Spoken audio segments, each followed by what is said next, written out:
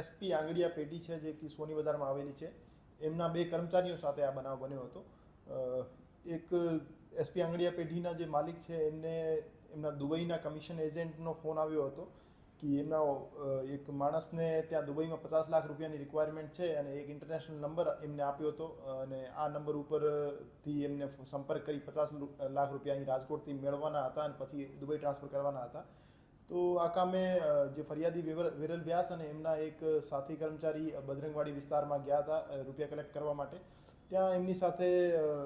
એક ગુનાહિત કાવતરાના ભાગરૂપે એમને BMW કારમાં બેસાડવામાં આવ્યા હતા અને ત્યાં રૂમાલમાં વીંટી એક હથિયાર એમને બતાવવામાં આવ્યું હતું અને એમનો મોબાઈલ ફોન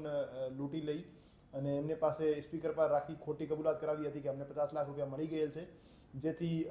એસપી આંગડિયા પેઢીથી દુબઈ 50 લાખ રૂપિયા ટ્રાન્સફર કરી દેવામાં આવે અને ખરેખર રૂપિયા એમને આપ્યા નહોતા. તો એ રીતે લૂંટના ગુનાને અંજામ આપ્યો હતો અને એ ગુનાના કામે ક્રાઇમ બ્રાન્ચ દ્વારા શબ્બીર ઉર્ફે જાબર સિદ્દીકભાઈ જુનેજા તેમજ તોફિક ઉર્ફે પહેલવાન ઉર્ફે બાવો શેખ આ 2 આરોપીઓની ધરપકડ કરવામાં આવી છે અને સાગર વ્યાસ નામના જે આરોપી છે જે દુબઈ ખાતે સેટલ છે એને વિરુદ્ધ LOC લોકઆઉટ સર્ક્યુલર જારી કરવાની પ્રક્રિયા હાથ ધરવામાં આવી છે અને એના વિરુદ્ધ અન્ય કાયદાકીય કાર્યવાહી પણ ચાલુ છે.